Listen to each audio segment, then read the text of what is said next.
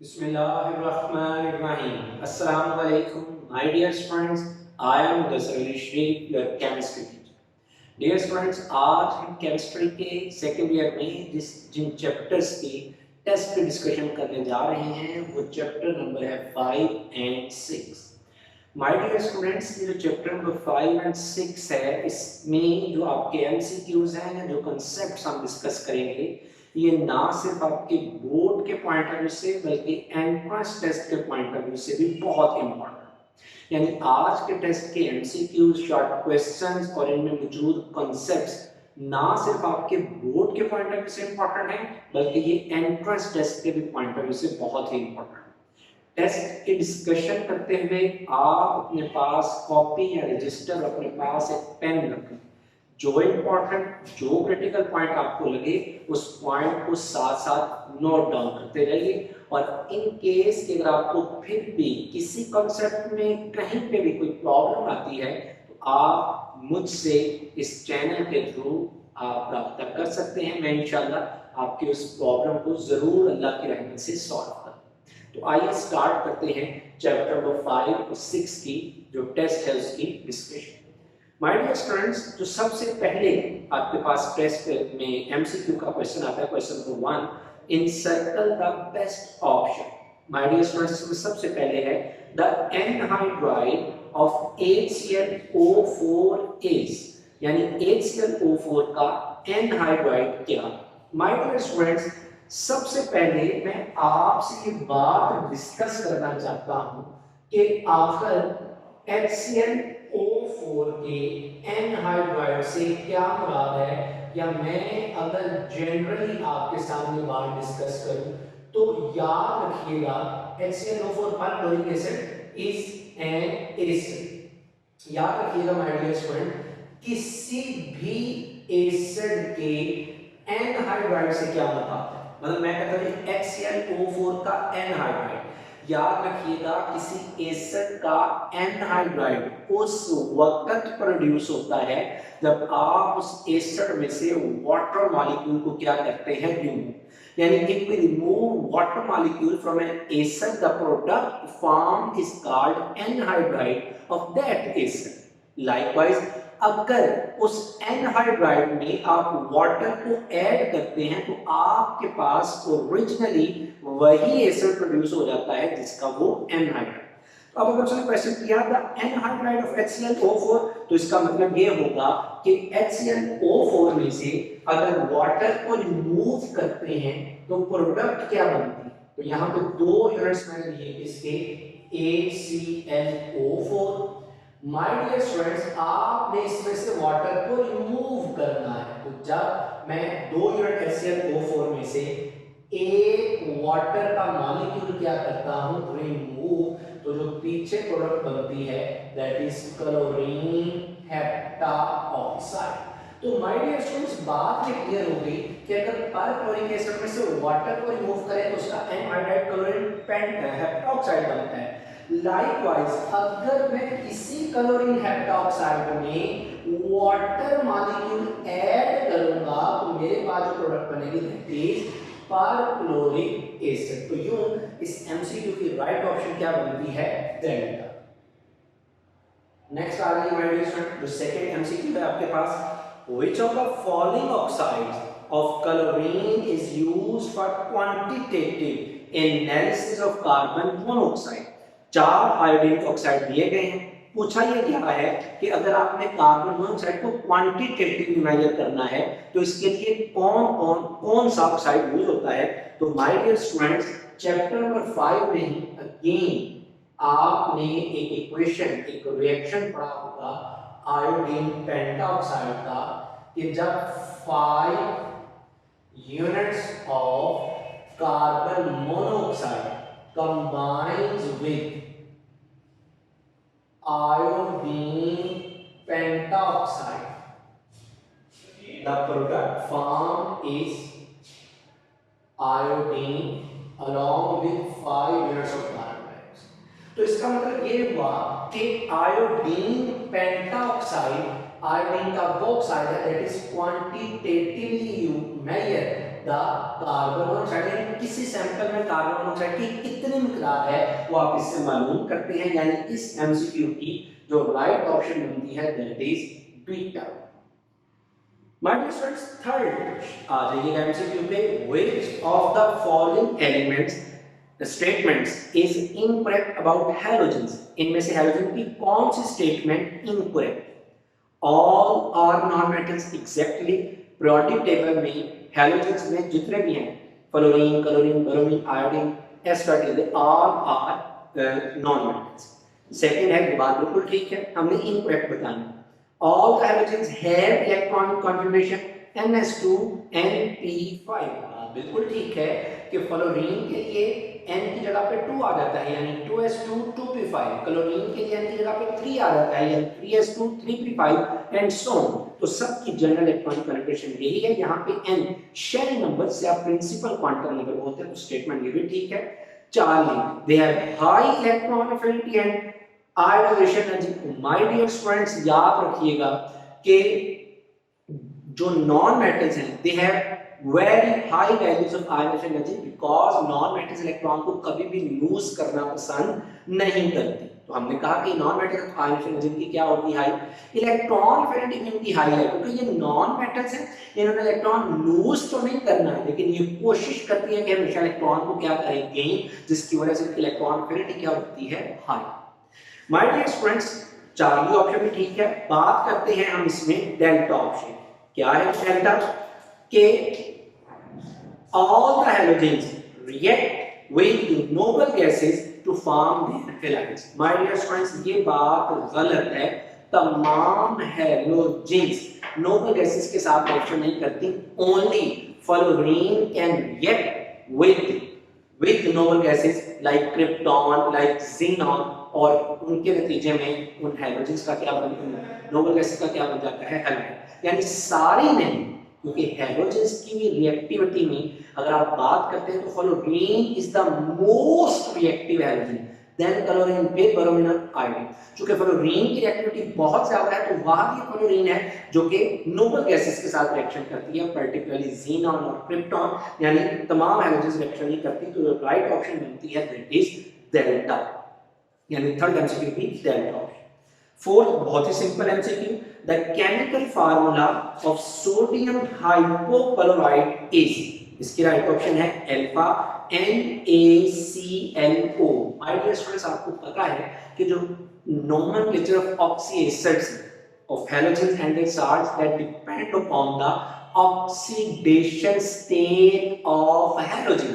तो जब हैलोजन की ऑक्सीडेशन स्टेट +1 होती है, जैसे कि NaClO में, तो इसका जो साल्ट होता है उसे हम नाम देते हैं हाइपो, आगे हैलोजन का नाम और एंड पे क्या रहता है, आई। जो राइट ऑप्शन बनती है alpha. Fifth, my dear students, का MCQ, which halogen react spontaneously with gold to produce Au+3। तो माय डियर स्टूडेंट्स, इसकी राइट ऑप्शन है क्लोरीन, चार्ली, यानी क्लोरीन स्पॉन्टेनियसली गोल्ड के साथ रिएक्शन करती है और उसको कन्वर्ट कर देती है किसमें, AuCl3 में। यानी रिएक्शन कुछ इस तरह से होता है, ये जो हमारे पास है फिफ्थ एमसीक्यू की अगर मैं बात करूं तो होता क्या है कि ये जो गोल्ड है ये रिएक्शन करता है इसके साथ नेचुरल क्लोरीन। यकीनन ये नेचुरल क्लोरीन किससे बनी होगी, क्लोरीन से, या किसी और सोर्स से है तो क्लोरीन ही ना, और ये रिएक्शन करके क्या चीज बना देता है, AuCl3, और यहाँ पे इस हैलोजन की ऑक्सीडेशन स्टेट क्या है, +3। यूं इस एमसीक्यू की जो राइट ऑप्शन बनती है दैट इज चार्ली, यानी हैलोजेंस में क्लोरीन एक ऐसी हैलोजन है जो कि गोल्ड के साथ रिएक्शन करती है और उसको उसके कैटाइन यानी Au+3 में क्या कर देती है, कन्वर्ट। अब माय डियर स्टूडेंट्स, ये नेचुरल क्लोरीन है ना, इसको प्रोड्यूस करवाने के बहुत से मेथड हो सकते हैं, जिनमें एक मेथड आपने चैप्टर नंबर 4 में एक्वा रिजिया के नाम से पढ़ा। वहां पे आपने पढ़ा होगा कि होता क्या है कि फर्स्ट स्टेप में जो नाइट्रिक एसिड और हाइड्रोक्लोरिक एसिड है ये आपस में रिएक्शन करके डिफरेंट प्रोडक्ट्स बनाते हैं, जिनमें एक प्रोडक्ट NOCl है, नाइट्रोजन ऑक्सीक्लोराइड। ये जो नाइट्रोजन ऑक्सीक्लोराइड है ये ब्रेक होता है किसमें, नेसर क्लोरीन में, जो 22 बनता है तो रिएक्ट करें local metal like gold platinum और उनको उनके क्लोराइड में कन्वर्ट करते हैं। और मैं आपको बात करा दूं, गोल्ड वैसे तो किसी सॉल्वेंट में हाल नहीं होता, पर in the form of their chlorides these noble metals like gold platinum are solid, यानी सिंपल एटॉमिक स्टेट में सॉल्युबल नहीं होते स्टेट में। माय डियर स्टूडेंट्स, सिक्स्थ हमारे पास जो एमसीक्यू है that is K2CuCN4 which one is correct, यानी अगर मैं छठे एमसीक्यू की बात करता हूं तो सिक्स्थ एमसीक्यू में आपको एक कंपाउंड दिया गया है, क्या, K2 FeCN4। जरा मैं एमसीक्यू को सॉल्व करने से पहले क्या मैं आपके सामने सारे कंपाउंड्स की कैरेक्टरिस्टिक्स को जरा एक्सप्लेन करूं, यानी इसमें ऑक्सीडेशन स्टेट्स, ये सब आपको पता है कि जो स्क्वायर ब्रैकेट के बाहर वाला हिस्सा होता है ना, that part is called ionisation sphere. वैसे ही आपको नाम बता रहा, that is called ionisation sphere. ये जो स्क्वायर ब्रैकेट के अंदर वाला हिस्सा होता है ना, that is called coordination sphere. ये चैप्टर नंबर 6 की टर्म्स हैं जो आप लोगों ने पढ़े। अब आप इसको हल कर लीजिए। हल करने का मतलब क्या है कि एक क्लासरूम में +1 होता है, यहाँ पे दो क्लासरूम है, तो इसका क्या मतलब है, that will be +2। अब यहाँ पे अगर इसके ऊपर प्लस हो गया तो ओवरऑल मल्टीप्लाई करने के इसके ऊपर क्या आएगा, -2। एक साइड पे 4 होता है -1, यहाँ पे कितने हैं 4, तो -4, तो यहाँ पे फिर आयोन का स्टेट क्या रखेंगे, +2। अब आ जाइए बारी बारी पहली ऑप्शन। पहली ऑप्शन है, इस कंपाउंड का नाम क्या है, पोटासियम टेट्रासियानोकॉप्रेट। नाम ठीक है, एक चीज की गलती है, और वो एक चीज की गलती ये है, सॉरी माय डियर स्टूडेंट्स, ये Fe नहीं है, इट विल बी कॉपर। अच्छा, ये जो पहला नाम है कि K2CuCN4, ये नाम ठीक है, पोटासियम टेट्रासियानोक्लोप्रेट, ATI तो माइनस है कोऑर्डिनेशन स्टेट पर, लेकिन एक मिस्टेक गलत है कि इस नाम के एंड पर आपको लिखनी चाहिए कि क्या, ऑक्सीडेशन स्टेट, यानी कि नाम इस वक्त ठीक होना था जब होता क्या, potassium tetracyanocuprate 2 represents the oxidation state of copper. 12 A option गलत हो। बी, कोऑर्डिनेशन नंबर इज 2, यानी इस कंपाउंड में इस मेटल का कोऑर्डिनेशन नंबर क्या है। याद रखिएगा कि सेंट्रल मेटल जितने कोऑर्डिनेट कोवेलेंट बॉन्ड बनाती है, या सेंट्रल मेटल को लिगेंड जितने लॉन्ग पेयर डोनेट करता है, वो उस मेटल का कोऑर्डिनेशन नंबर कहलाता है। इस केस में कॉपर 4 लिगेंड के साथ अटैच है, एक से आयन ग्रुप एक और कर देता है, तो 4 कितने रहेंगे, 4। इसका मतलब है यहाँ पे इस कॉपर का कोऑर्डिनेशन नंबर क्या होगा, 4, लेकिन उसने ऑप्शन क्या दी है, 2। इसका मतलब है ये ऑप्शन भी इनकरेक्ट है। 4 लिगेंड इज पॉजिटिवली चार्ज, मैंने भी आपके सामने लिखा कि लिगेंड इज नेगेटिवली चार्ज, और डेल्टा बस यही ऑप्शन ठीक होगी। The central metal is present in an ionic sphere, definitely मैंने कहा कि ये कोऑर्डिनेशन स्फीयर है और इसके ऊपर कौन सा चार्ज है, -2। इसका मतलब है राइट ऑप्शन इसकी क्या होगी, डेल्टा। तो जो सेंट्रल मेटल है ये ऐसे कोऑर्डिनेशन स्फीयर पे मौजूद है जिसकी ऑक्सीडेशन स्टेट क्या है, -2। 7th एमसीक्यू बड़ा सिंपल और बेशुमार का बोर्ड में रिपीट हो चुका। ग्रुप 6 क्रियो का transition elements contain, right option क्या है, बीटा, क्रोमियम, मोलिब्डेनम, टंगस्टन। और आपको पता है कि ये जो ग्रुप 6 बी है, group 6 B, it does not follow n+l rule, ये n+l रूल को भी फॉलो नहीं करता, पर ये एक अलग केस है, ये मैंने आपको जस्ट आपकी इंफॉर्मेशन के लिए कहा। 7th है जी, which of the following is added to leaded gasoline? My dear friends, leaded gasoline से क्या मुराद है, ऐसी गैसोलीन, गैसोलीन से आप आम जबान में पेट्रोल का नाम लेते हैं, ऐसी गैसोलीन जिसमें आपने टेट्राएथाइल या टेट्रामेथाइल ऐड किया हो, और ये जो टेट्राएथाइल है, टेट्रामेथाइल है, these are anti knocking agent. Knocking आपको पता है कि इंजन की एफिशिएंसी को रिड्यूस करता है।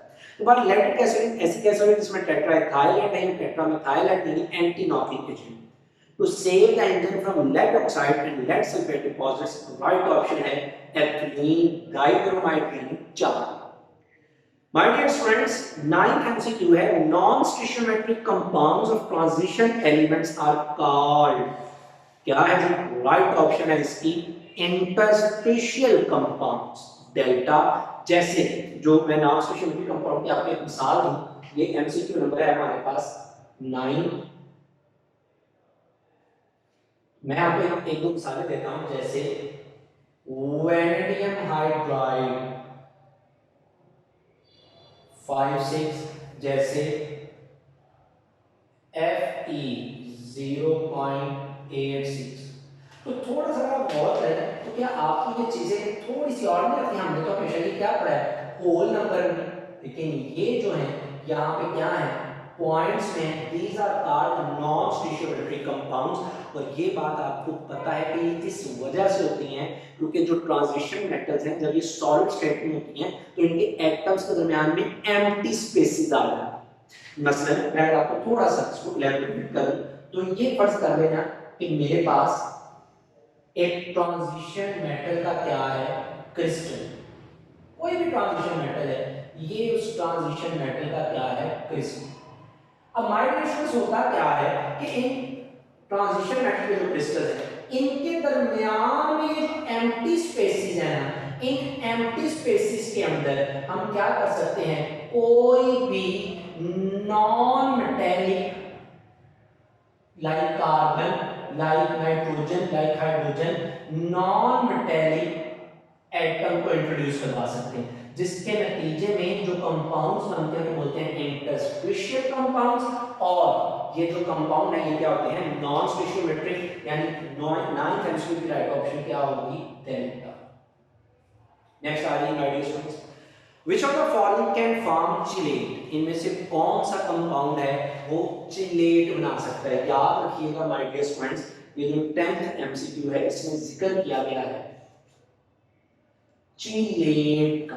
थोड़ा सा आपको हिंट देता हूं,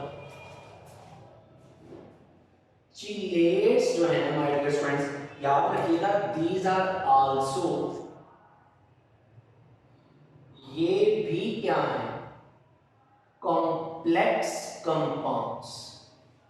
बस फर्क ये है कि इन कॉम्प्लेक्स कंपाउंड में जो लिगेंड है, लिगेंड आपको पता है कि जो सेंट्रल मेटल को इलेक्ट्रॉन पे डोनेट करता है, लिगेंड इज पॉलीडेंटेट। पॉलीडेंटेट से क्या मुराद है कि ये एक से ज्यादा लॉन पे डोनेट करता है, और ये लिगेंड सेम मेटल को इलेक्ट्रॉन पे डोनेट करता है, डिफरेंट को नहीं बल्कि डोनेट्स इलेक्ट्रॉन पे टू द सेम मेटल।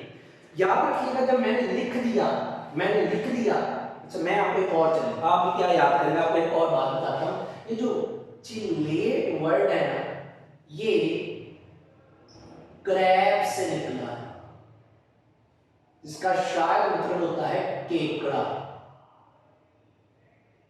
तो अगर आपने कभी केकड़ा देखा है तो केकड़ा अपने शिकार को अपने तमाम पंजों से हाथों से कैप्चर कर लेता है। इसी तरह मैंने कहा कि चिलेट में जो लिगेंड है ना ये पॉलीडेंटेट होता है, जितने भी इसके डोनर एटम होते हैं ना उन डोनर एटम के जरिए इसके सेंट्रल मेटल को क्या कर लेता है कैप्चर। अब मैं आपको एक और मिसाल दे देता हूं, जैसे फर्ज कर लें कि मेरे पास एक, ये वैसे आपका एमसीक्यू भी सॉल्व हो जाएगा अगर मैंने ये मिसाल दी, तो हमारी बुक पर ना मिसालें तो बेशुमार मेडिटेशंस दी जा सकती हैं। This one is oxalato, n आगे क्या हम n को ऐड कर oxalato या oxalate भी चलिए oxalate। This is not a simple ligand, this is polydentate, क्योंकि ये है एक ही लिगेंड, लेकिन ये एक ही लिगेंड के अंदर दोनों एटम एक नहीं बल्कि एक से ज्यादा। अब जब यही क्या करता है किसी सेंट्रल मेटल से जुड़ता है, सपोज जैसे हमारी बुक में मिसाल दी गई प्लैटिनम, तो अगर आप गौर करें तो हमारी बुक पे तो उसने यहां पे भी ये लिया, ये आपको इंशाल्लाह अभी मिसाल आपके जहन में आ जानी चाहिए, हमारे टेक्स्ट बुक पर है ये जो। अगर आप इस एग्जाम्पल में गौर करें,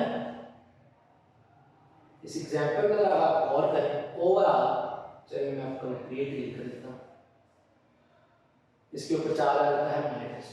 तो अगर आप गौर करें इस एग्जाम्पल में तो क्या हुआ, ये यहाँ पे ऑक्सालेट एक ऐसा लिगेंड है जो पॉलीडेंटेट है, यानी एक से ज्यादा इलेक्ट्रॉन दे रहे हैं। क्या वो डिफरेंट मेटल्स को दे रहा है? नहीं सर, वो एक ही मेटल को इलेक्ट्रॉन पे डोनेट करता है। तो बात बस ये याद रख लें कि चिलेट का लफ्ज यूज सिर्फ किसके लिए होता है? पॉलीडेंटेट के लिए। और अगर आप अपनी ऑप्शन से गौर करें, amine, NH3 monodentate, carbonyl monodentate, oxalato bidentate यानी पॉलीडेंटेट है, तो सियानो मोनोडेंटेट है, तो इसकी राइट ऑप्शन क्या बनती है? चार्ली, क्योंकि बाहर ऑक्सालेटो है जो क्या है? पॉलीडेंटेट।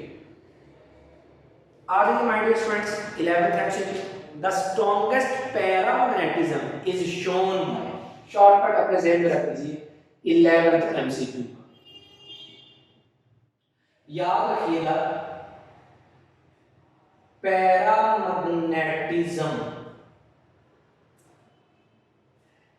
या पैरामैग्नेटिक करैक्टर, याद रख लीजिए डायरेक्टली प्रोपोर्शनल है किसके? Number of unpaired electrons.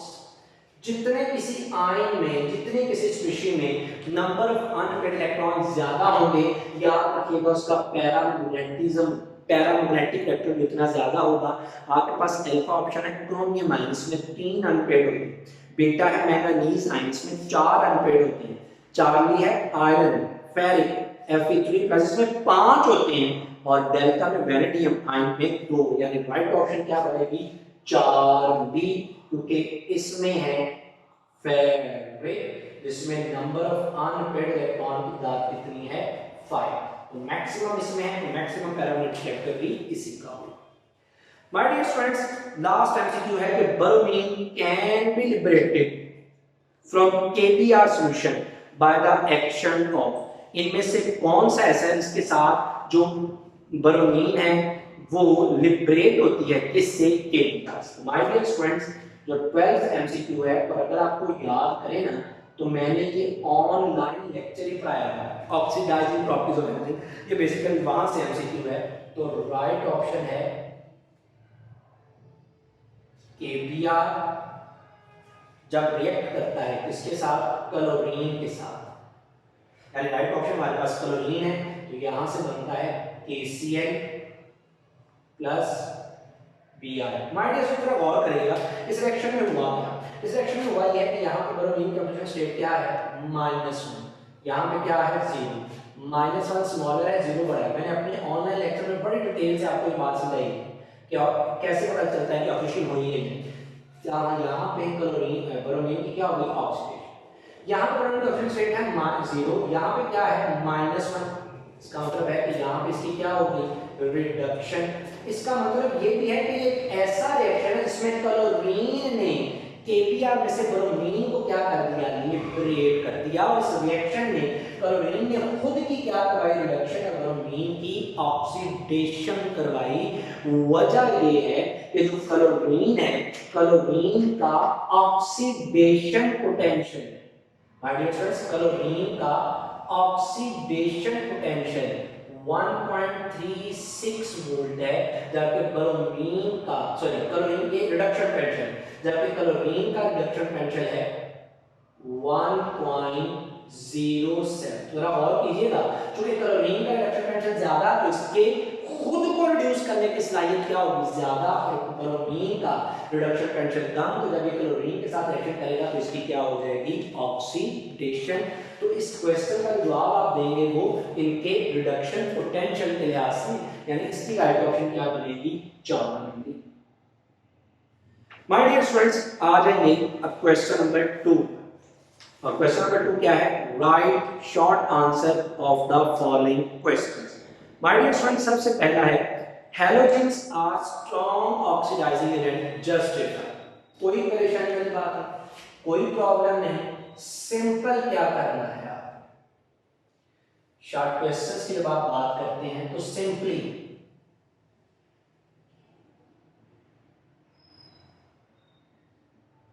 ये एंट्रेंस टेस्ट में भी है माय डियर स्टूडेंट, जैसा कि मैंने लेक्चर के स्टार्ट में लिखा। याद रखिएगा कि स्ट्रेंथ ऑफ ऑक्सीडाइजिंग एजेंट, याद रखिए डायरेक्टली प्रोपोर्शनल है hydration energy. My dear students, strength of oxidizing agent directly proportional है electron affinity. My dear friends, strength of oxidizing agent inversely proportional है bond dissociation energy। अगर किसी element के पास ये तीन फीचर्स आ जाए ना तो वो एलिमेंट उतना ही बेहतरीन क्या बन जाता है, ऑक्सीडाइजिंग एजेंट। अब हैलोजेंस के बारे में क्वेश्चन है कि halogens are strong oxidizing agent, इसका मतलब है कि halogens have a high hydration energy, halogens have a high electron affinity. पहले की मैं बात करके आया because halogens are non metals, तो चूंकि ये नॉन मेटल्स हैं तो इनकी हाइड्रेशन इनकी इलेक्ट्रॉन अफिनिटी क्या होगी, हाई। इनकी बॉन्ड डिस्ट्रीब्यूशन एनर्जी लो होती है, ये बात मैंने पहले भी की हुई है क्योंकि इनमें क्या आ जाती है, इलेक्ट्रॉनिक रिपल्शन। ये मेरा ऑनलाइन लेक्चर मैं बार-बार एक हिंट दे रहा हूँ, YouTube पे आपको मिल जाएगा नूर के प्लेटफॉर्म से। तो चूंकि इनमें इलेक्ट्रॉनिक रिपल्शन कम होती है इस वजह से ये इनकी बॉन्ड सॉरी इलेक्ट्रॉनिक रिपल्शन ज्यादा होती है, इस वजह से इनकी बॉन्ड स्ट्रेंथ कम होने की वजह से स्ट्रेंथ ऑफ ऑक्सीडाइजिंग एजेंट क्या हो जाती है, ज्यादा। तो एक और शॉर्टकट चले देख लें कि ये जो strength of oxidizing agent that is also directly proportional to reduction potential. और जितने भी हैलोजेंस हैं they have high values of reduction potential. तो आप जवाब देंगे कि चूंकि हैलोजेंस की हाइड्रेशन एनर्जी हाई है, इलेक्ट्रॉन अफिनिटी हाई है, बॉन्ड एनर्जी कम है, रिडक्शन पोटेंशियल ज्यादा है, जिस वजह से ये पीरियोडिक टेबल में बेहतरीन ऑक्सीडाइजिंग एजेंट के तौर पर जाने जाते हैं। और अगर हैलोजेंस के आपस में कंपैरिजन करें तो इनमें सबसे strong oxidizing agent fluorine, then chlorine, then bromine और फिर आयोडीन। तो इस तरह से करके आप ये पॉइंट्स को प्रॉपर, मैंने आपको शॉर्ट करके बताया, इस तरह से आपने इन चीजों को एक्सप्लेन कर। सेकंड आ जाइए, how halogen acids are ionized in water. Second short question कि हैलोजन एसिड्स वाटर में आयोनाइज कैसे। अच्छा एक बात ना पहले याद रखना चाहिए, एक है हाइड्रोजन क्लोराइड, एक नाम है हाइड्रोक्लोरिक एसिड। हाइड्रोजन क्लोराइड का मतलब है कि HCl is present in the gaseous state, लेकिन जब आप बोलते हैं ना हाइड्रोक्लोरिक एसिड तो इसका मतलब ये हुआ कि अब वो HCl को आपने डिसॉल्व करा दिया, ऐड कर दिया किसमें, वाटर। तो मैं ये बात करना चाह रहा हूं कि in water hydrogen halide give, यानी चलिए मैं आपको लिख भी दूं, इन वाटर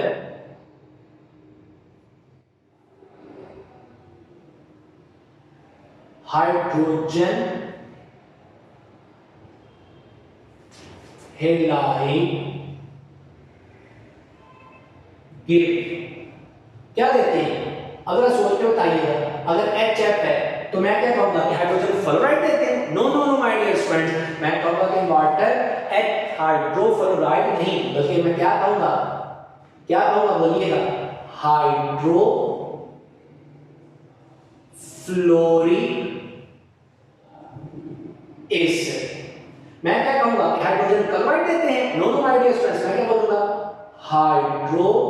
हाइड्रोजन क्लोराइड नहीं बल्कि क्या बोलूंगा, हाइड्रो क्लोरिक एसिड। इसी तरह से hydrobromic acid, hydro iodic acid. दोबारा जब आप पानी में ऐड करते हैं तो वो हैलाइड नहीं बल्कि अपने एसिड में आता है। माय डियर स्टूडेंट्स, जब भी आप हैलोजन एसिड को वाटर में ऐड करते हैं, suppose HX, where X stands for chlorine, chlorine, bromine, iodine. जब आप इसको वाटर में ऐड करते हैं तो सिंपल आपने ये इक्वेशन सिंपल यहां से क्या बनता है एक हाइड्रोनियम आयन और साथ में ये हैलाइड और अगर यही कितना है ठीक है और अगर इनके एसिड स्ट्रेंथ की बात की जाए तो याद रखिएगा कि इनमें वीकेस्ट एसिड H है फिर इससे स्ट्रॉन्गर HCl फिर इससे स्ट्रॉन्गर HBr और M पे जाके क्या है HI यानी इस तरफ जाते हुए एसिडिक स्ट्रेंथ क्या करती है इंक्रीज करती है। तो इस तरह से आप इसको एक्सप्लेन कर देंगे। मेन आइडिया तुम्हारा ये है कि किस तरह से वाटर में आयनाइज होते हैं। आप लिख देंगे कि एक चीज हाइड्रोनियम आयन बनती है and second one is halide F negative Cl negative Br negative और I negative. My dear student next आ गया अगला है justify that reaction of chlorine with NaOH in the cold state is disproportionation reaction. My dear student, short question है third. सबसे पहली बात यह कि disproportionation reaction क्या होता है? Disproportionation reaction, that is a kind of redox reaction। और मैं आपको एक आसान नाम बताऊं, आप ना ऑर्गेनिक केमिस्ट्री में कैनिज़ारोस रिएक्शन भी पढ़ेंगे, वही नहीं है। इसी को हम क्या बोलते हैं ऑक्सीडेशन रिडक्शन रिएक्शन। ऐसे रिएक्शन जिसमें सिंगल स्पीशी की ऑक्सीडेशन हो और उसी स्पीशी की reduction, a single species oxidize and reduce. मैं आपको चले और बात ये तो डेफिनेटली क्लियर होगी है एक स्पीशी अगर कहता है क्लोरीन डिस्प्रोपोर्शनेशन रिएक्शन शो कर रही है, इसका मतलब क्लोरीन अपनी ऑक्सीडेशन भी करवाएगी और क्लोरीन अपनी रिडक्शन। चलिए सुन ले, बार-बार जिक्र आ रहा है, जैसे मैंने बात की भी है पहले। ऑक्सीडेशन की बड़ी सिंपल सी डेफिनेशन आपको बताऊं। ऑक्सीडेशन क्या है? Increase in oxidation state. Reduction क्या है? अगर oxidation increase in oxidation state है तो बताइएगा रिडक्शन क्या है? Decrease in oxidation state. जैसे यहाँ पे ब्रोमीन की -1 से 0 हुई तो इंक्रीज कर दी तो इसकी क्या होगी ऑक्सीडेशन और क्लोरीन की रिडक्शन। आप सबसे पहले लिख देंगे सिंपल जो इसमें लिखेंगे कि भाई डिस्प्रोपोर्शनेशन रिएक्शन क्या है, जिसमें सिंगल स्पीशीज की ऑक्सीडेशन भी हो और रिडक्शन भी। और बाद में वैसे तो 71 डिग्री सी हाई टेंपरेचर पे भी डिस्प्रोपोर्शनेशन रिएक्शन है, उसने कोल्ड लो टेंपरेचर पे पूछा है तो सिंपली आप उसमें ये रिएक्शन लिख देंगे कि जब दो यूनिट्स इक्वेशन बैलेंस करनी आनी चाहिए, आप रिएक्ट करता है क्लोरीन के साथ कोल्ड स्टेट से आप low temperature at about 15 degree C, तो यहां से बनता है NaCl साथ में सोडियम हाइपोक्लोराइड NaClO और साथ में वाटर। अगर मैं आपसे ये कहता हूं कि this is a kind of disproportionation reaction with respect to chlorine, तो मैं ये कहूंगा कि अगर ये क्लोरीन का डिस्प्रोपोर्शनेशन रिएक्शन है, क्लोरीन की ऑक्सीडेशन भी होगी और रिडक्शन कैसे? यहां पर क्लोरीन की ऑक्सीडेशन स्टेट क्या है? माइनस को कॉल कीजिएगा 0। यहां पे इसकी ऑक्सीडेशन स्टेट क्या है? -1। तो 0 पड़ा है -1, लेकिन आप कहेंगे 0 पड़ा है तो इसका मतलब है अब इसकी ऑक्सीडेशन स्टेट क्या कर रही है? डिक्रीज कर रही है। तो डिक्रीज करने का क्या मतलब है कि ये क्या होगी? रिडक्शन। नेक्स्ट आ गया, यहां पर क्लोरीन 0 है, एक ऑक्सीजन की आपको पता है क्या होती है -2, एक हाइड्रोजन की क्या होगी +1, यहां पे इसकी भी सॉरी एक सोडियम की +1, क्लोरीन की भी +1, तो 0 छोटा है +1 बड़ा है। यहां पर क्लोरीन की ऑक्सीजन स्टेट क्या कर रही है? इंक्रीज। तो मैं कहूंगा कि यहां पे इसकी क्या होगी? ऑक्सीडेशन। तो ये एक ऐसा रिएक्शन हुआ जिसमें सिंगल स्पीशीज ऑक्सीडाइज भी हुई और उसी स्पीशीज की क्या हुई? रिडक्शन।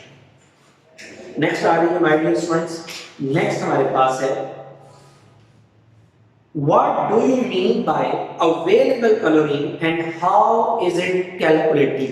कहता है कि आप अवेलेबल कैलोरी से क्या मुराद लेते हैं और इसको कैलकुलेट कैसे किया जाता है। यानी हमारे पास शॉर्ट क्वेश्चन नंबर है 4। जरा गौर कीजिए, अवेलेबल कैलोरी बताता है जब आप क्या करते हैं ब्लीचिंग पाउडर, इसका फार्मूला है CaOCl, इसमें ऐड करते हैं क्या एसिड। ये एसिड याद रखिएगा, दिस कैन बी स्ट्रॉन्ग, ऐसे एसिड हो तो स्ट्रॉन्ग है पर एसिड स्ट्रॉन्ग भी ले सकते हैं, एसिड आप क्या कर सकते हैं वीक। बहरहाल आप जब क्या करते हैं ब्लीचिंग पाउडर में एक्सेस अमाउंट में स्ट्रॉन्ग या एसिड, स्ट्रॉन्ग या वीक एसिड ऐड करते हैं तो ब्लीचिंग पाउडर इस एसिड से रिएक्शन करती है और प्रोड्यूस करती है क्या calcium sulphate along with hydrogen along with chlorine, sorry my dear, along with water।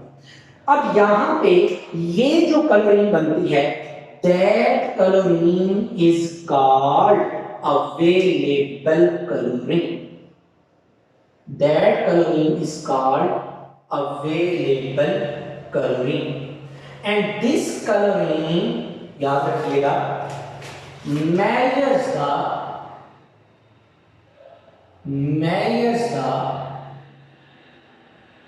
activity of bleaching powder। तो पहले मैंने ये बात साबित करने की कोशिश की कि व्हाट इज अवेलेबल कैलोरी। मैंने कहा अवेलेबल कैलोरी क्या है, ब्लीचिंग पाउडर एसिड से रिएक्शन है।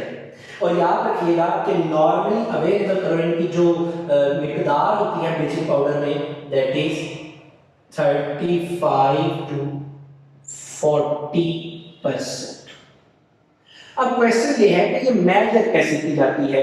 ये मेरा ख्याल है किसी बोर्ड में आएगा, लेकिन हमारी बुक में नहीं, लेकिन बोर्ड में आया है। लिख लें कि इसको दो तरह से मेजर किया जाता है। ये एक मेथड आपने फर्स्ट ईयर की टाइट्रेशन में पढ़ा होगा, जिसे आप क्या बोलते हैं, आयोडीन टाइट्रेशन।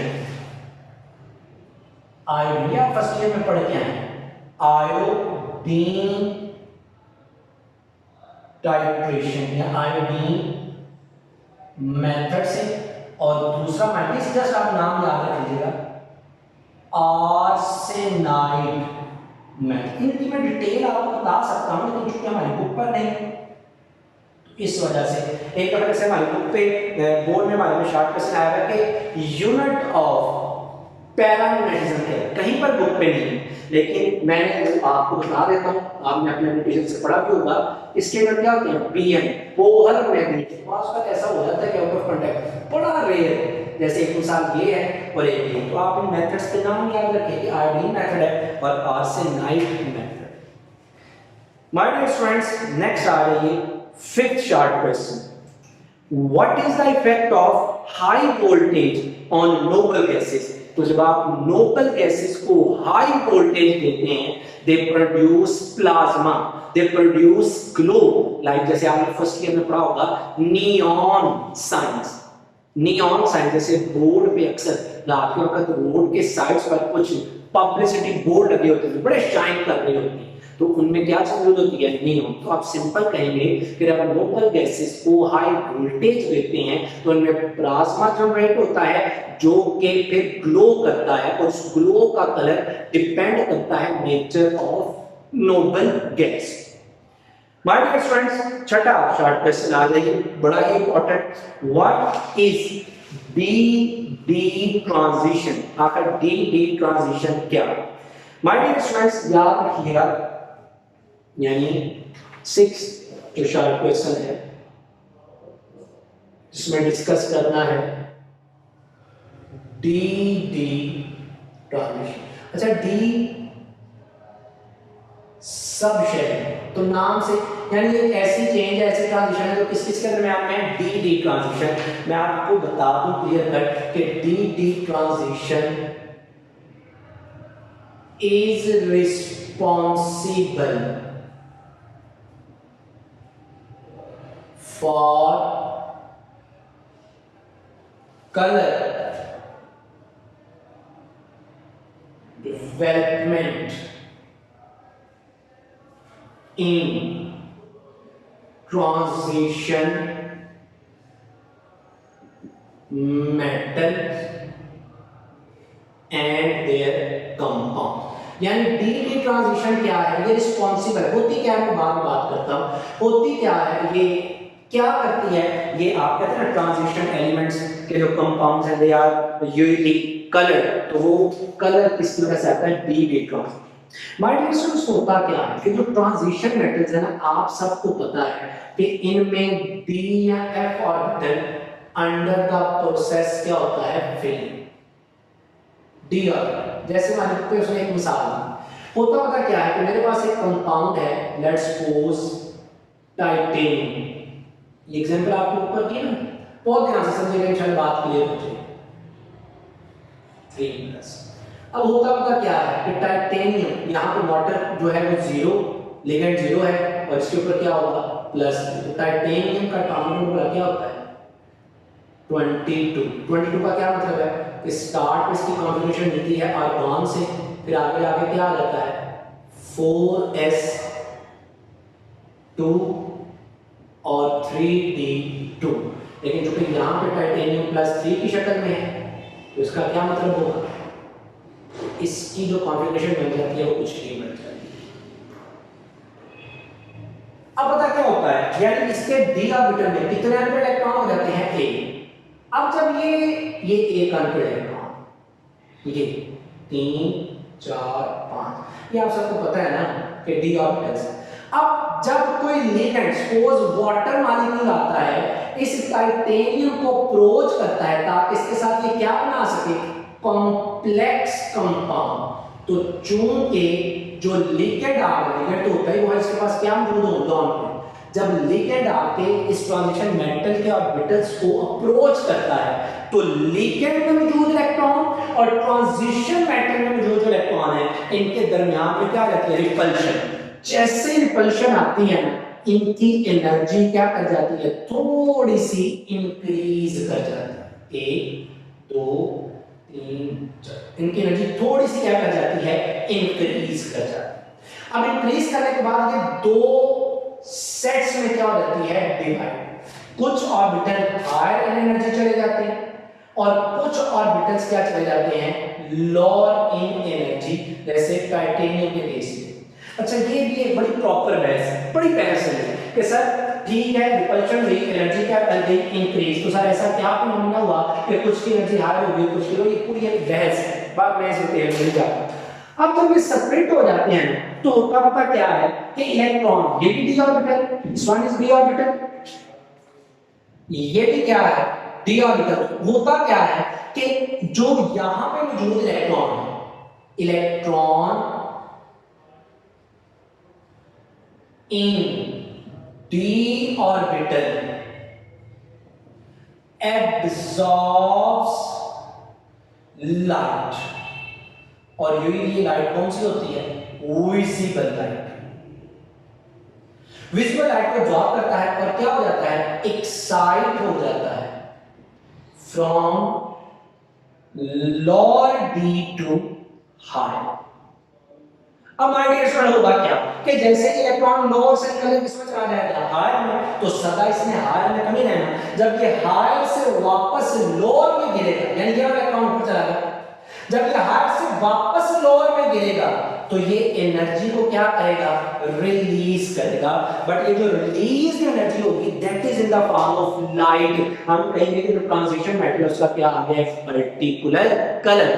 तो ये जो डी ट्रांजिशन है, इसकी वजह पता चली कि इलेक्ट्रॉन एक डी ऑर्बिटल से निकल के दूसरे में जाता है, जब दूसरे से वापस लोअर में आता है तो एनर्जी को रिलीज करता है इन the form of visible light. हम कहते हैं ट्रांजिशन मेटल ने कौन सा कलर, एक पर्टिकुलर कलर शो कर। आपको आपके एंट्रेंस टेस्ट के लिए एक शॉर्टकट बताया देता हूं, याद रखना, ट्रांजिशन मेटल्स,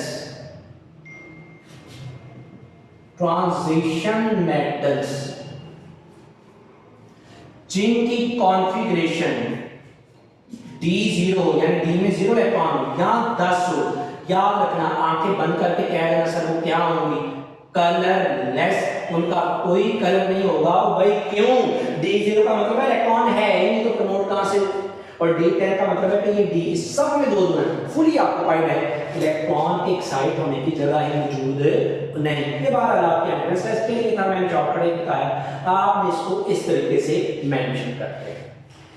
नेक्स्ट आ रही है my dear students, next short question है, what is chromyl chloride test, what is chromyl chloride test.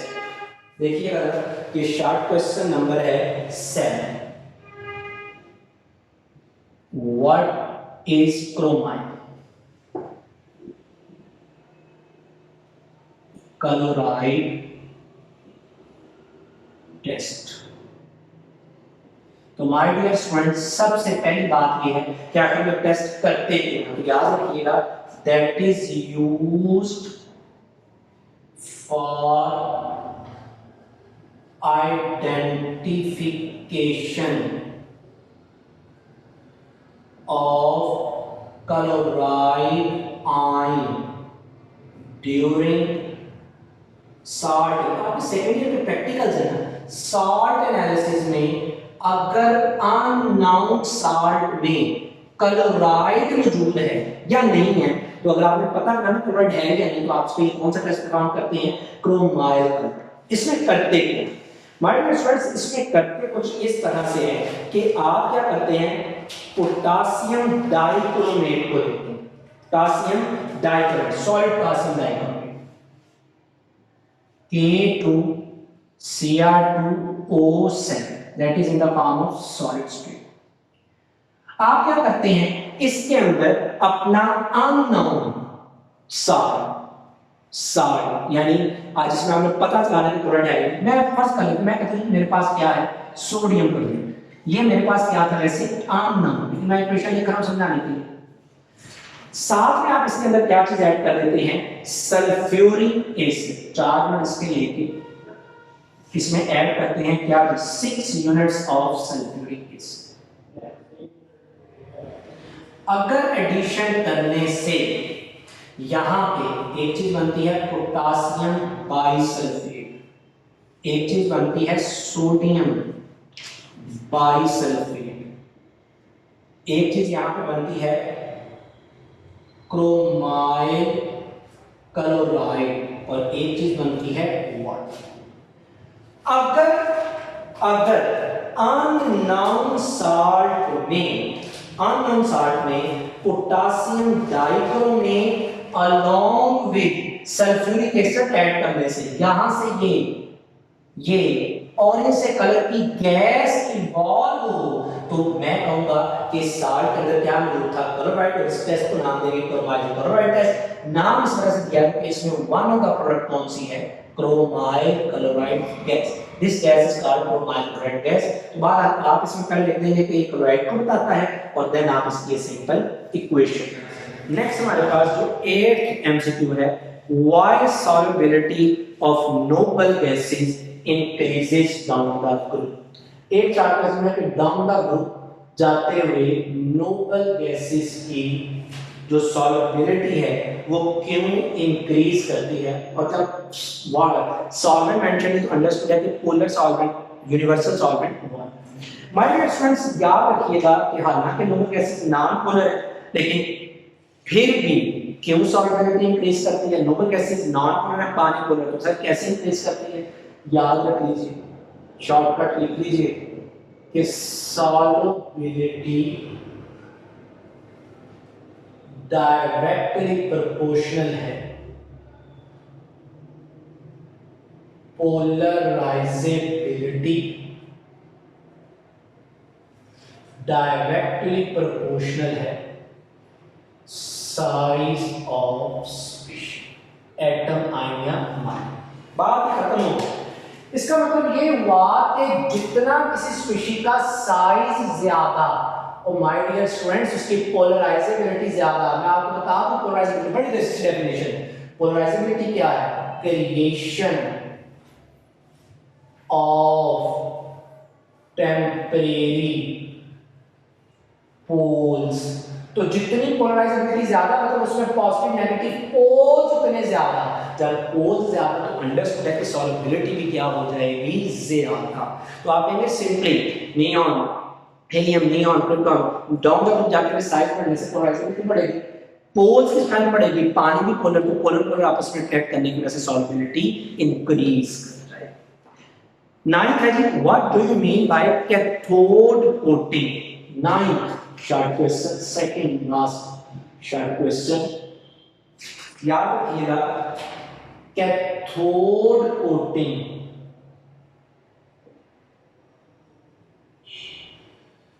Cathode coating chapter number 6 से है, इज आल्सो कॉल्ड टिन